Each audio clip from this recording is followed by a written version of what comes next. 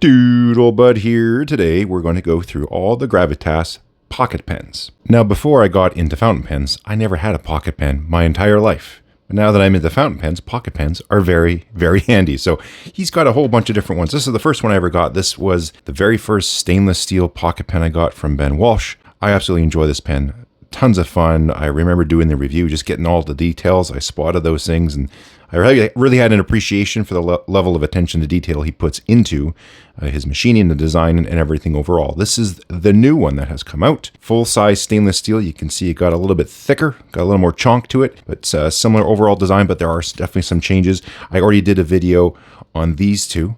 So, if you want, go in the description, I'll reference those. But what I'm really going to go over today, and I'll do a little comparison partway through the video, just so you can see everything all together.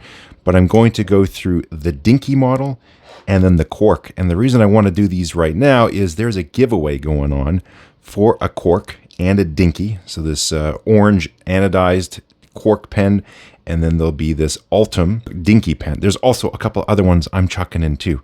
That was for my St. Patrick's Day special. Again, if you haven't entered, the draw on that is March 24th. So if you're seeing it before March 24th, if you're seeing this video before then and you haven't checked out that video and you haven't entered the giveaway, you want to do that really, really quick. So the reason I'm doing this video now is these pens will be leaving my hands, and then I can't do a review or a video on them if I don't actually have them. I'm just going to break it down really quick, show you the Dinkey, show you the Quark, do the whole lineup, and hopefully answer any questions you have if you've been eyeing these or want to learn more about them. But first, I want to drop a big thanks to Pen Venture, or if you want to be fancy, you could say Pen Venture, and Gravitas for sending me some of these recent pens here to review. Check out their website for all the details. Sometimes there's sales, all that stuff. So go check that out. Now, I have a couple props here in the back. These are just some basic examples of tools from a machine shop. These are very old school kind of stuff, more like you would run in the conventional milling machine here. So what we have, this is an end mill, 3/4 inch end mill, 2 flute. It's got a coating on it made of high-speed steel. You'd use this for machining aluminum. And over here we have a countersink, 82 degree, 5/8 inch. So these are for putting little countersinks into parts. One thing with these tools, they are going into different metals, aluminum, steel, brass, stainless steel. Stainless steel really chews these things up. But these hold up to the test, and they have all these very strong coatings on them that protect them. And so that's where Ben gets a lot of sort of inspiration with his pens, is all the different materials and how well these tools hold up under extreme conditions. You're removing material, it's right into metal, and the coating's still looking pretty darn good. Imagine how well these will fare when they're put into a nice pocket in a pair of denim jeans or whatever it is that you're wearing. So here are the Dinkey pens. And yes, there even are tools. Maybe I'll order one just so you can see. But you can get like an end mill. So this is an end mill, right? I've seen ones, you'll have like multiple flutes, maybe 4 flutes. And they have these gorgeous coatings and they hold up. And so Ben will see that coating and put it into a pen. He'll learn about a really cool material like Damascus steel, where you have this layering effect from different grades of steel and they get forged together. That looks really cool. A lot of times you see it in knives.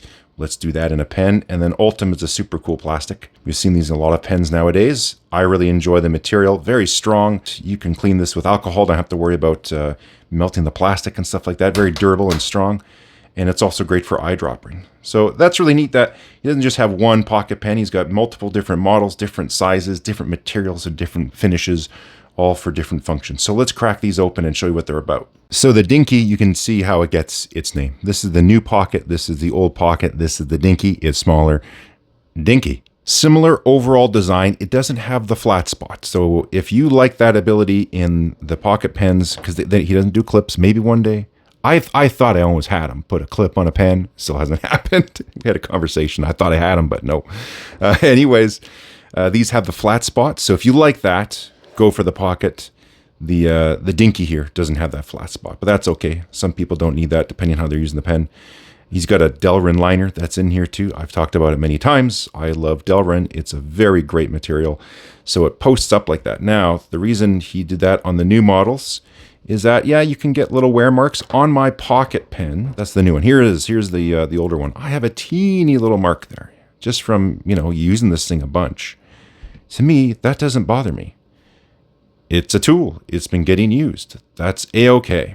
But for some folks, their brain just pops, can't handle it. So, okay, well, what you can do is you go an even thinner wall, thin enough so then you can also add a liner in here.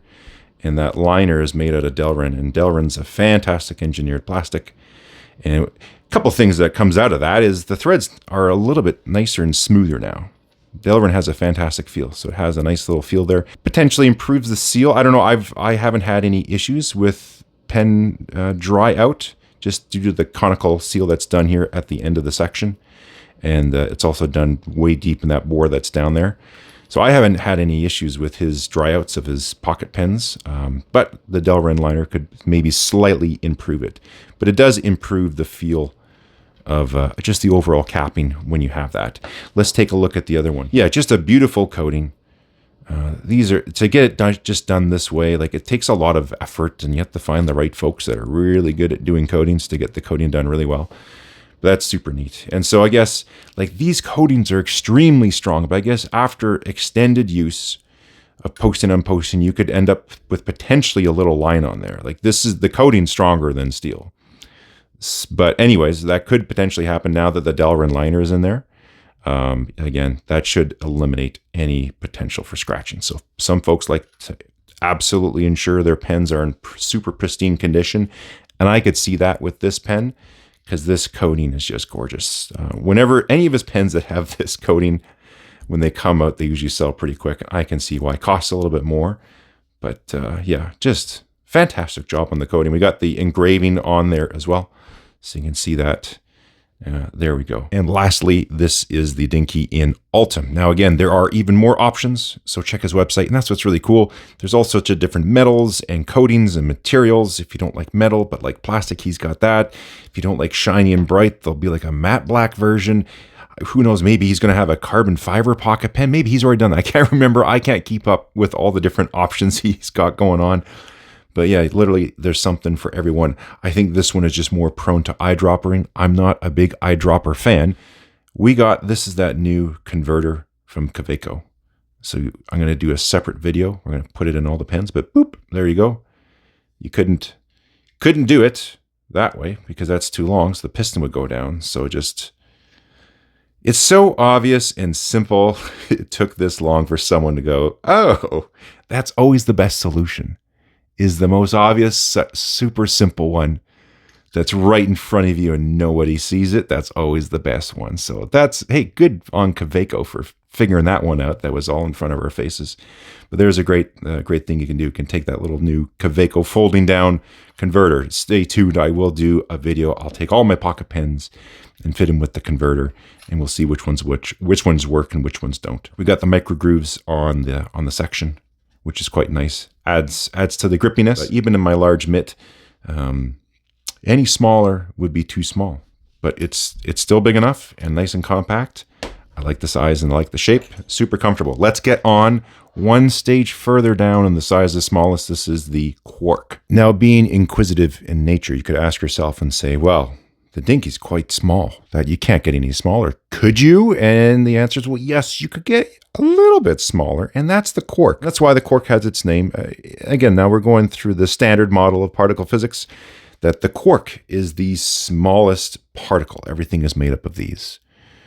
But then, being even more curious, you could say, well, are those made up of something? Can you go smaller? And then now that's where we're getting into string theory. We're still trying to figure all that stuff out. But that's where science goes. You just ask why, or well, what's beyond that? What's a little bit more? And so that's where the name Quark came from. And what's with the arrow? Well, there are 6 different formats of these particles. I guess flavors, you could say. And that is what they call them. They call them flavors. So let's give you the 6 flavors of quarks. You have an up and a down, a charm, strange, top, and bottom. That last one always confused me. I don't know. Are there particle physics parties and people find out who's a top quark and who's a bottom quark? I don't know. This one and the orange, they're both made out of aluminum with an anodized finish. Still has the micro grooves. It might be a little tougher to see here. Let me zoom in. Oh, there we can pick it up. So there we are. So you got the engraving on the nib. You got the little micro grooves, so it's not slick. I know my Diplomat arrow. What a beautiful pen. Such a gorgeous design. Nothing else like it. Like such a sharp looking pen. That section, they made it very conical. and there's no micro grooves. And this is all they had to do. Just those teeny tiny little grooves. Takes a touch longer to machine your part, but boy, is it ever worth it. Because it is for aluminum anodized, if that didn't have it, this thing would be way too slick. So it still is a little bit, but it is grippy enough for me. I don't have problems with that. Some folks still might, but it still has some good grip to it. And now the pen's fantastic. If you didn't have that, it'd be unfortunate because it would just be way too slippery to use, like my Diplomat Aero pen. This also has an O-ring in here, so you could eyedropper this. You can also fit, well, let me test it. I haven't tested it, but I think you can fit that converter. Let's just do it right now. Let's pop that off. Let's put that in. We'll note the position, right? So it is up maximum height. There we go. It's like I'm trying to make this be more dramatic than it is. Oh, are we running into problems? No, how can that be? Oh, I think so. Okay, it doesn't. It won't fit in the Quark. It is, in fact, the smallest pocket pen there is. But you can see that's all it takes. Like these two sections are extremely close, but if you just look at the very ends, again, extremely close. But we have a little meat here, and we have a little pointy bit there, and that's probably just enough so you can fit the Kaweco fold-down converter. So the Quark is, in fact, cartridge or eyedropper only. And for all the exact weights, measurements, all that stuff, the Pen Venture website or the Gravitas website will have it all, but let's just go through a little bit. This one will weigh a little less because actually I don't have a nib unit in it right now. It's in a different pen. I was playing around moving stuff, but here is the original pocket in stainless steel. Let's just say 55-ish grams. The new pocket pen in stainless steel, like I said, it got chunky, 73.5. Let's go to the Dinkey. This is the Damascus, and it's stainless steel, 34.6. This steel's slightly different, same size, but you can see a little bit less, 32.5. And then onto the Ultim, extremely lightweight. Well, let's get you there. 7.4. Put some ink in it. Maybe it's going to be 8 grams. So pretty darn light. Let's check out the Quark in aluminum. They're both weigh the same. 11 and a touch there. And yeah, same thing with this one too. So even the machines so close to each other. That's really good. Oh yeah, this one was a touch more. You know what? I do have a converter in here. Let's recalibrate and double check. Let's try that again without the converter. So 33 point, wow. The flat spot is handy sometimes. 33.16. And what were we getting? 32.5. So yeah, it is still a little heavier. You can feel it just from the different grades of steel, but that was adding a touch more. Let me put that back in. We're going to do a size comparison and then writing sample. Old school pocket pen, new school pocket pen, Dinkey Quark. And then here we are, all posted up. What I'll do now, I realize I haven't answered it. How many turns to take off the cap and also post? Let me show you right quick. One thing worth noting is the thread profile on the pens have changed over time. The original flavor, triple start thread. There you go there. We are now using Acme style threads on the pens. So it's a blockier thread profile, still multi-start. You can see it a little bit better here on the Rainbow, on the Skittles. So I double checked the website here on the Skittles Dinkey. So that's what's really cool with the coating too. Just how it falls on there and just the optics that is going on, the little light show that's going on, tricks on your eye, and just time delay and all those types of things. You get to see these cool colors down into the thread. So that shows it off quite nice. And here it is here on the Quark. So again, slightly different thread profile there. But yeah, there you go. Screw to post on the Quark, as you can see there. 1, and that was probably a half. Yeah, 1.5. And then to uncap the pen, it's just 1 full rotation, and it's even quicker because you can just spin the threads on like that real quick. Dinkey is pressed to post, and same thing, 1 full rotation to take off the cap. Pocket pen is the same thing, press to post, and 1 rotation. For the writing sample, Emmy also included this really cool paper. I haven't heard of this stuff before. There's actually, all the characters are all Japanese, but on the Pen Venture website, it is Masuya Monokake. The Pen Venture website will have all the details, but it is a 60 GSM. I plan on doing a Japanese type of paper showdown. I have new Tomoe River and old. I actually haven't even used it yet, and a bunch of other ones. So I think I'll definitely be including that in a video too. It does feel smooth in the hand. Let's see how it feels on the nib.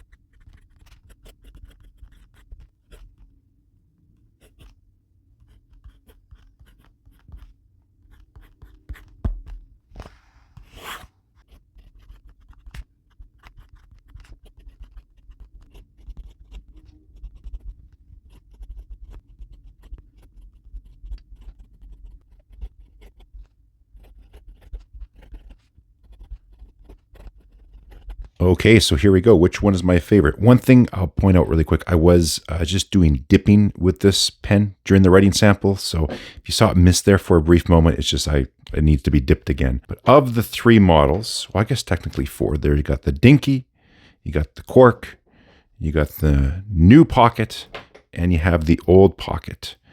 Which one is my favorite? It's actually a really good question. I think it's actually going to be the Dinkey. I do like the flat spot. I will say that, but it's quite heavy because both of these are stainless steel. Now, again, I might like the full size Pocket in a different material more, but of the ones I have here on the desk, including the Ultim version, I like just a little bit more weight. And so for me, the weight of the stainless steel, but in the Dinkey, just because it's a little bit smaller, both the models, they feel really, really fantastic in the hand. So for my personal tastes and preferences, actually, this would be my preferred pen. So what I can say, overall impression of these various pocket pens that Gravitas is making, they're all well made. Like, I really have no issues with any of them as far as machining. Everything is good. Fitment is good. You can eyedropper them. You can do cartridge.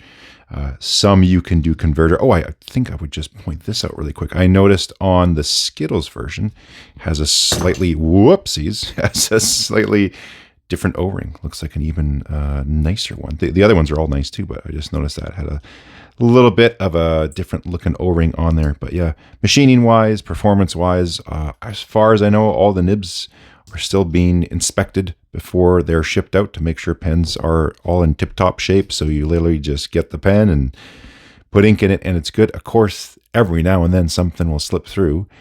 They're only human, but overall, yeah, impressions with the pens are fantastic.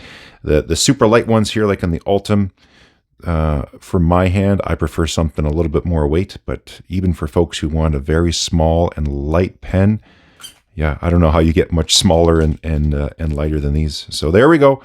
Check out the Gravitas website along with Pen Venture for all the details. Check out the Irish special episode I did for St. Patrick's Day. There'll be a link down below. Make sure you enter the contest for the giveaway. You'll have all the details in there. I'm not going to go over everything again, but you got to do it because I make the draw on March 24th.